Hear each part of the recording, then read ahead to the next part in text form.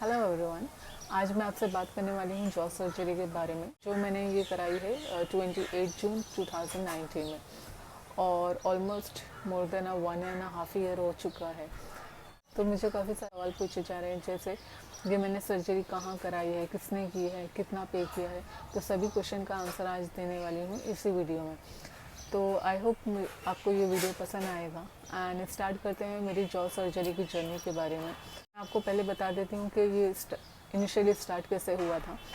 Jaw surgery जैसी कोई चीज़ होती है ऐसा मेरे दिमाग में बिल्कुल नहीं था। एक्चुअली हुआ ये था कि मेरी फ्रेंड जिसने ब्रेसेस ट्रीटमेंट कराया था, उसके दांत काफ़ी आगे थे एंड ब्रेसेस ट्रीटमेंट से उसके दांत काफ़ी प्रॉपर हो चुके थे। ऐसा लग ही नहीं रहा था कि ये पहले वाली बंदी है जिसके दांत काफ़ी आगे थे। एकदम डिफरेंट ही पर्सन लग रही थी। तो मैंने उससे पूछा कि तुमने ये ट्रीटमेंट कहाँ पे कराया है। तो उसने मुझे एक ट्रस्ट का एड्रेस दिया था एंड ये ट्रस्ट जो है थाने में अवेलेबल है। एंड वहाँ पे मैं गई तो वहाँ के जो ब्रेसेस ट्रीटमेंट करते हैं वो डॉक्टर ने मुझे चेक किया और पूछा कि आपको कराना क्या है एग्जैक्टली।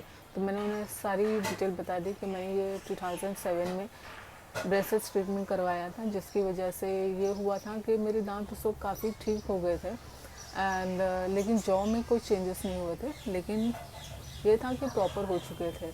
और उसके बाद उन्होंने रिटेनर दिया था जो मैंने पहना नहीं, जिसकी वजह से मेरे दांत जो है वो ओरिजिनल पोजीशन पे आ गए हैं। फिर उन्होंने मुझे एडवाइस किया कि देखिए आपका ब्रेसेस ट्रीटमेंट हम कर देंगे, लेकिन आपको जो जॉब प्रॉपर करानी है वो सिर्फ सर्जरी से ही हो सकता है। उसका कोई हम अदर ट्रीटमेंट नहीं सजेस्ट कर सकते हैं, या जैसे कोई इजी वे नहीं है, उसका सर्जरी से ही आपको करेक्ट कराना होगा। तो फिर उन्होंने उनकी ही क्लिनिक में एक डॉक्टर आती हैं जो हमेशा अवेलेबल नहीं रहती हैं, वीक में 2 बार आती हैं। तो उन्होंने कहा कि आप ऐसा कीजिए, वो इस पर्टिकुलर डे पे अवेलेबल रहती हैं, आप आके उनसे एक बार मिल लीजिए, वो सर्जरी करती हैं।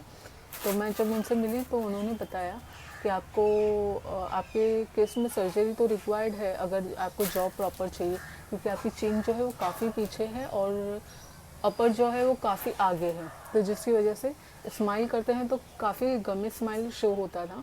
एंड इसके अलावा ये था कि जो मुंह है, माउथ है, वो क्लोज नहीं हो सकता था। मीन्स ऐसा लगता था कि दांत काफ़ी आगे हैं, उससे मीन्स क्लोज करने पे पता चल रहा था।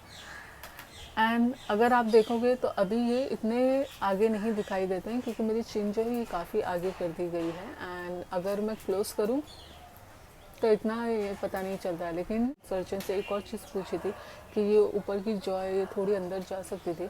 तो उन्होंने कहा कि रुबीना ये पॉसिबल नहीं है, अगर हमने कर भी दिया ना तो तुम्हें ब्रीथिंग इशू हो सकता है, और इसीलिए इतना ही मुझे बेटर लगा। ऐसा नहीं होना चाहिए कि उसमें काफ़ी प्रॉब्लम बाद में फेस करनी पड़े। तो स्टार्ट करते हैं। सबसे पहले तो आपको ब्रेसेस लगाने होते हैं। ये कंपलसरी तो नहीं होता है, लेकिन अगर आपके दांत इम्प्रॉपर है, जैसे काफ़ी आगे है और ऊपर नीचे हैं और या टेढ़े हैं, तो उस केस में आपको ब्रेसेस लगा के पहले उसे अलाइन करना होता है, उसके बाद ही सर्जरी की जा सकती है। मेरे केस में दांत मेरे अलाइन थे लेकिन आगे थे, तो उन्होंने मुझे सर्जरी से पहले ब्रेसेस लगाने के लिए कहा था, लेकिन 1 हफ्ते पहले ही मैंने ब्रेसेस लगाए। अब ब्रेसेस का कॉस्ट मैं बता देती हूँ। मैंने जो पे किए वो 40,000 थे। एंड 40,000 में से 10,000 का मुझे डाउन पेमेंट करना पड़ा था, एंड 2,000 वो हर महीने पे करना होता है। जब भी आप डेंटिस्ट के पास विजिट करते हैं, हर महीने आपको जाना होता है। वो आपके वायर चेंज करते हैं, रबर लगाने के लिए देते हैं, और कैसे लगाना है वो बताते हैं। काफ़ी सारी चीज़ें होती हैं इसमें। देखिए, ये ट्रीटमेंट जो है ब्रेसेस ट्रीटमेंट, ये आप 2 जगह करा सकते हैं, या तो प्राइवेट क्लिनिक में जाके करा सकते हैं या गवर्नमेंट हॉस्पिटल में। मैंने जो 2007 में ये ट्रीटमेंट कराया था, ये मैंने गवर्नमेंट हॉस्पिटल में जाके किया था। एंड वहाँ पे मुझे 1,000 रुपीज़ पहले पे करना पड़ा था, एंड देन 500 रुपीज़ का हर मंथ पेमेंट करना होता है। लेकिन ये एक चीज़ रहती है जो काफ़ी डिफरेंस देखा है मैंने दोनों जगह ट्रीटमेंट कराने का। अगर आप प्राइवेट क्लिनिक में जाते हैं तो आपको वेट नहीं करना होता है। आपने जैसे ही पेमेंट किया 10,000 का, उसी दिन पे आपके ब्रेसेस लग जाते हैं। लेकिन अगर आप गवर्नमेंट हॉस्पिटल में जाते हैं तो पहले आपके दांत में क्लीनिंग वगैरह जो भी अगर डैमेजेस है वो पहले रिपेयर किए जाते हैं। अगर कोई दांत निकालने हैं, जैसे 4 दांत निकालने होते हैं नॉर्मली जगह करने के लिए, तो वो निकालने हैं वो पहले किया जाता है। एंड इसके बाद फिर वो ब्रेसेस डिपार्टमेंट में जाने के बाद वो आपका नाम एंड कॉन्टैक्ट नंबर लिख कर लेते हैं और बोलते हैं कि आपका जब भी नंबर आएगा वो आपको कॉन्टैक्ट करके बताएंगे, क्योंकि उनके पास काफ़ी सारे पेशेंट होते हैं एंड जिसकी वजह से वो एक टाइम पे तो ट्रीटमेंट नहीं कर सकते हैं। तो आपका नंबर हो सकता है 3 महीने बाद आए, 6 महीने बाद आए, साल भर लगे, ऐसा होता है। तो इसीलिए आपको वेट करना है तो आप गवर्नमेंट हॉस्पिटल में जाके ये ट्रीटमेंट करा सकते हैं। बस कॉस्ट में काफ़ी ज़्यादा डिफरेंस होता है। गवर्नमेंट हॉस्पिटल में जहाँ पे आप 6,000 पे कर रहे हैं, वहीं प्राइवेट में सेम ब्रेसेस के लिए आपको 40,000 पे करने होते हैं। एंड ये इसके अलावा ये रहता है कि गवर्नमेंट हॉस्पिटल में आप ट्रीटमेंट कराते हैं तो कभी डॉक्टर अवेलेबल नहीं रहते हैं एंड वो आपको प्रायर इन्फॉर्म नहीं करेंगे। तो अगर आप जाते हैं अगर आपका हॉस्पिटल काफ़ी दूर है और आप वहाँ पे 1-1.5 घंटा लगा के जा रहे हैं एंड उसके बाद पता चलता है कि डॉक्टर अवेलेबल नहीं है, तो आपका सारा टाइम वेस्ट हो जाता है। प्राइवेट में ऐसा होता है कि डॉक्टर आपका एक अपॉइंटमेंट फिक्स कर देते हैं, आपको उस पर्टिकुलर डे पे जाना होता है। अगर आप नहीं आ सकते हैं तो आपको जस्ट कॉल करके इन्फॉर्म करना होता है एंड वो आपको नेक्स्ट अपॉइंटमेंट में डाल देते हैं। तो ये बेटर लगा था मुझे। सेकेंडली, इसके अलावा सर्जरी से पहले आपको काफ़ी चीज़ें ध्यान रखनी होती है, जैसे कि आपका जो सर्जन है वो एक्सपीरियंस बंदा होना चाहिए। क्योंकि क्या होगा कि जो जॉ सर्जरी कैसा होता है कि आपका जो ये जॉ है वो कट किया जाता है एंड कट करके वो प्रॉपरली अलाइन किया जाता है, जिसमें आपकी क्लिप्स और स्क्रूज लगाए जाते हैं। अब ये सर्जरी में सबसे इम्पोर्टेंट ये होता है कि आपकी जो फेस की फीलिंग है वो बाद में भी रहनी चाहिए। ये सबसे इम्पोर्टेंट चीज़ होती है। जब जॉ सर्जरी मेरी हुई थी, काफ़ी टाइम तक मेरे फेस में फीलिंग नहीं था और ऐसा लग रहा था पूरा डेड फेस लगने लगा था मुझे। बहुत अजीब लगता है एंड मैंने काफ़ी सारे ये केसेस भी पढ़े हैं जिसमें ये बताया गया है कि कुछ लोगों की फीलिंग 1 महीने के बाद आती, कुछ लोगों की 3 महीने, 6 महीने, साल बाद, या किसी के केस में आती ही नहीं है। तो 10 में से एक केस ऐसा होता ही है जिसमें फीलिंग नहीं आएगी आपकी फेस की दोबारा।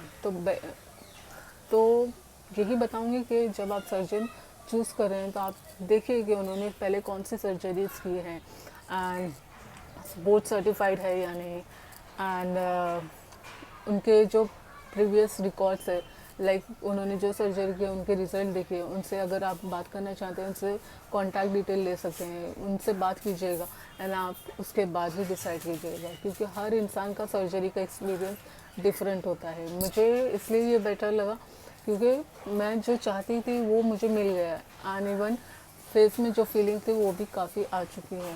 ये मैं अपने एक्सपीरियंस से ही बता रही हूँ। अगर आपको जैसे लगता है कि किसी प्रोफेशनल की हेल्प ले लेनी चाहिए तो आपके नज़दीकी जो भी डेंटिस्ट अवेलेबल है वहाँ पे जाके कांटेक्ट कीजिएगा एंड वो भी आपको काफ़ी इन्फॉर्मेशन दे सकते हैं। एंड इसके अलावा जो उनके कांटेक्ट में भी काफ़ी सर्जन होते हैं तो वो भी आपको ये सर्जरी के बारे में ज़्यादा जानकारी दे पाएंगे। इसके अलावा जो मैं आज आपको बताने वाली थी वो है ये सर्जरी जो मैंने कराई है। ये आप जानना चाहते थे कि मैंने कहाँ कराई है। ये मैंने थाने में रहती हूँ और ये सर्जरी मैंने थाने में ही कराई थी। जो सर्जन से मैं मिली थी वो ट्रस्ट में मिली थी, लेकिन उन्होंने मुझे 3-4 हॉस्पिटल के नाम दिए थे जो थाने में ही थे और उन्होंने खुद ने एडवाइस किया था कि आप नज़दीक में ही कराइएगा, क्योंकि इससे ये होगा कि आपके लिए ज़्यादा कन्वीनियंट होगा आना जाना। मीन्स लाइक फॉर एग्ज़ाम्पल अगर तुम्हारे पेरेंट्स हॉस्पिटल में तुमसे मिलने आते हैं या तो उनके लिए कोई डिफ़िकल्टी नहीं होनी चाहिए। तो इसलिए मैंने थाने में ही सर्जरी कराई थी। एक बार मैंने ब्रेसेस का ट्रीटमेंट काफ़ी दूर करा लिया था। मैं थाने में रहती और मैंने नेहरू में ट्रीटमेंट करा रही थी। तो उसमें मोस्ट ऑफ द टाइम या तो कॉलेज टाइम था, तो कॉलेज टाइम में ऐसा होता था कि ना मुझे टाइम ही नहीं मिलता था और जिस दिन मैं जाती थी वो डॉक्टर अवेलेबल ही नहीं मिलता था। तो जो मेरा मंथली होना चाहिए था ब्रेसेस में चेंजेस मीन्स वायर वगैरह चेंज, तो वो मेरे 3 महीने 4 महीने के बाद होते थे। एंड इसीलिए मैं एडवाइस करूँगी कि आप नज़दीकी में ही सर्जरी के लिए जाएँ या ब्रेसेस ट्रीटमेंट कराना चाहते हैं तो नज़दीक में ही कराइएगा। इसके अलावा जैसे मुझे पूछा गया है कि अभी भी मुझे पेन होता है या नहीं। देखिए, पेन तो अभी नहीं होता है, लेकिन मुझे अप टू 1 ईयर तक तो काफ़ी पेन रहा था। मतलब कभी इधर पेन आ रहा है, कभी उधर पेन आ रहा है, तो इसीलिए सर्जन से ना मैं कांटेक्ट करके मेडिसिन लेते रही हूँ। मेडिसिन लेने से वो ठीक हो जाता है, इतना पेन नहीं करता है। अभी फ़िलहाल कोई पेन नहीं है, लेकिन एक पेन अभी भी अवेलेबल है जो साइनस की वजह से है। अगर मुझे सर्दी या ज़ुकाम होता है तो फर्स्ट 24 आवर्स तक मुझे कुछ नहीं होता, कुछ पेन वगैरह महसूस ही नहीं होगा। लेकिन जैसे 24 आवर्स से ऊपर चला जाता है, मेरे ये एरिया में सर में पेन करना स्टार्ट करता है, और फिर नेक्स्ट 24 आवर्स तक वो पेन रहता ही है। तो उस टाइम पे मेरे से कोई काम भी नहीं किया जाता है एंड बहुत डिफ़िकल्ट हो जाता है। और मुझे महीने में एक बार तो सर्दी होती ही है, तो इसी वजह से मेरे लिए हर महीने ना मुझे ये सोचना ही पड़ता है कि ये मंथ में अब मैं काम कैसे करूँगी अगर मुझे सर्दी फिर से हो गई तो बस इतना ही पेन रहता है, उससे ज़्यादा कुछ नहीं। सिर्फ साइनस की वजह से होता है, और वो मैंने सर्जन से पूछा भी है, तो उन्होंने कहा है कि ये नॉर्मल है, इसके लिए कुछ नहीं कर सकते, वो तुम्हारे साइनस की इशू की वजह से होता है। इसके अलावा मेरी जॉ में अभी फ़िलहाल कोई नमनेस नहीं है, फीलिंग पूरी तरीके से वापस आ चुकी है। इसके अलावा मैं एक और क्वेश्चन था कि क्या डाइट फॉलो करनी होती है। अगर आप सर्जरी कराते हैं उसके बाद आप 10 डेज़ तक तो ये फूड नहीं खा सकते, आपको लिक्विड पे ही रहना पड़ता है। एंड उसके बाद आपको मैश्ड फूड खाना पड़ता है, जैसे मिक्सी में पीस कर खाना होता है, लेकिन वो काफ़ी अजीब ही होता है खाना, और खाए भी नहीं जाता है। एंड चाय कॉफ़ी वगैरह नहीं पीनी होती है, दूध वाली चीज़ तो बिल्कुल नहीं पीनी होती है, क्योंकि उससे इन्फेक्शन होने के ज़्यादा चांसेस रहते हैं। तो इसीलिए मुझे कहा गया था कि चाय नहीं पीना है, लेकिन मुझे चाय का एडिक्शन है, और चाय की वो नहीं मिलने की वजह से मुझे ऐसा लगता है कि पूरा दिन मैं सोऊं। तो इसीलिए मैंने वो 10 दिन कैसे गुजारे वो मुझे समझ नहीं आया है, कि बहुत डिफ़िकल्ट थे वो 10 दिन गुजारना, बहुत डिफ़िकल्ट थे बगैर चाय के। एंड 10 दिन के बाद वो उन्होंने कहा कि हाँ तुम थोड़ा चाय पी सकती हो, लेकिन ज़्यादा भी नहीं पीना कि दिन में 3 कप या 4 कप चाय पी रहे, और वो भी चाय ऐसी कि जो कावा होता है ना, ब्लैक टी रहता है, उसमें 1 चम्मच दूध, तो वो चाय लगती ही नहीं है। तो इसीलिए वो बहुत डिफ़िकल्ट हो जाता है। सर्जरी के बाद मैंने कितने टाइम तक ब्रेसेस रखे हैं, ये सर्जरी हुई थी मेरी 2019 में। अभी मुझे कहा गया है कि आपको 6 महीने तक ब्रेसेस और रखने होंगे। अभी मेरे दांत में रिटेनर लगा हुआ है, लोअर में तो लगा है, ऊपर वाले में अभी नहीं लगाया गया है, क्योंकि मेरा जो एक दांत है वो निकाल दिया गया था, वो डैमेज हो चुका था। एक्चुअली वो टाइम पे मैंने ट्रीटमेंट ही नहीं किया, तो वो थोड़ा थोड़ा टूट टूट के निकल रहा था। बाद में ऐसा हो गया कि वो रिपेयर ही नहीं हो सकता था, एंड उसे निकालना ही पड़ा। अब वहाँ पे इम्प्लांट करना पड़ेगा, और उसके बाद ही ऊपर के दांत में रिटेनर लग सकता है। तो इसलिए नीचे जो रिटेनर लगाया है वो फिक्स वाला लगा है। अब मैं बता दूं कि गवर्नमेंट हॉस्पिटल में जब मैंने ये रिटेनर का ट्रीटमेंट, रिटेनर स्टार्ट हुआ था, उन्होंने मुझे रिमूवेबल दिया था, और रिमूवेबल देने की वजह से ये होता है कि हम अपनी मर्ज़ी से मैनेज करने लगते हैं कि हमें लगाना मन किया तो लगाएंगे, नहीं तो नहीं लगाते। तो इसी वजह से आधी चीज़ें और ख़राब हो जाती हैं। तो हाँ, और एक और चीज़, आप जानना चाह रहे थे कि कौन से डॉक्टर ने ये सर्जरी किया। किसी एक डॉक्टर ने तो सर्जरी नहीं किया है, इसमें 3-4 डॉक्टर थे, तो मैं उनके नाम बता देती हूँ। फर्स्ट मैं जिनसे मिली थी वो ऐश्वर्या नायर, ये सर्जन है, थाने में बैठती हैं, और इन्होंने मेरी सर्जरी की थी। इसके अलावा जो उनके साथ उनके सीनियर हैं मुकुल पाध्याय करके, उनकी भी वेबसाइट भी है, वहाँ पे भी जाके आप चेक कर सकते हैं, और वो थाने में ही बैठते हैं। फिर उनके अलावा अशोक दबीर करके एक सर्जन है, उनसे भी मैं मिली हूँ, लेकिन वो इधर बैठते हैं, परेल में बैठते हैं, रुइया कॉलेज के सामने, उनसे भी मिली थी। तो ये सारे डॉक्टर थे जो सर्जरी के टाइम अवेलेबल थे। एंड मेरी सर्जरी जो हुई थी ये मॉर्निंग टाइम में हुई थी, एंड उसमें मुझे रात में 10 बजे के बाद खाने पीने के लिए मना कर दिया गया था, एंड मॉर्निंग में 8 बजे मेरी सर्जरी थी, 8 साढ़े 8 के करीब। 8:30 को सर्जरी स्टार्ट हो गई थी, 8 बजे मुझे ले जाया गया था एंड 8:30 से ये 4 बजे के करीब ख़त्म हो गई थी सर्जरी। तो मुझे शाम में 5 बजे तक तो होश आ चुका था एंड उसके बाद पानी नहीं दिया गया था, कुछ भी नहीं पीने दिया था एंड फिर बाद में 2 घंटे के बाद मुझे लिक्विड प्रोवाइड किया गया था, जूस दिया गया था एंड बस इतना ही। अगर आपको इसके अलावा भी और कोई क्वेश्चन है, सर्जरी के बारे में जानना चाहते हैं तो आपकी कमेंट में मेंशन कीजिएगा, मैं आपके सारे क्वेश्चन का आंसर दूँगी। लेकिन ये जो भी आंसर दे रही हूँ मैं मेरे पर्सनल एक्सपीरियंस से दे रही हूँ, जो भी मैंने फेस किया है या जो भी मुझे मैंने एक्सपीरियंस की है वो चीज़ें ही मैंने बताई हैं। अगर आपको इसके अलावा भी कोई ज़्यादा जानकारी चाहिए तो आप नज़दीकी मीन्स आपके डेंटिस्ट से कांटेक्ट कीजिएगा, वो भी आपको काफ़ी इन्फॉर्मेशन दे सकते हैं। उनके भी कांटेक्ट में काफ़ी सारे सर्जन्स होते हैं तो वो उनसे आपको मिला सकते हैं।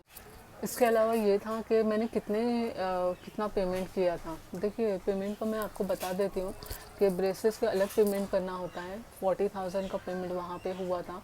उसके अलावा जो हॉस्पिटल में मैंने पेमेंट किया था सर्जरी के लिए, सर्जरी चार्जेस के लिए, ये मैंने आपको एक अलग वीडियो में बता दिया है डिटेल, तो वो देख लीजिएगा। अगर आपको मेरा वीडियो पसंद आया है ज़रूर सब्सक्राइब कीजिएगा मेरे चैनल को।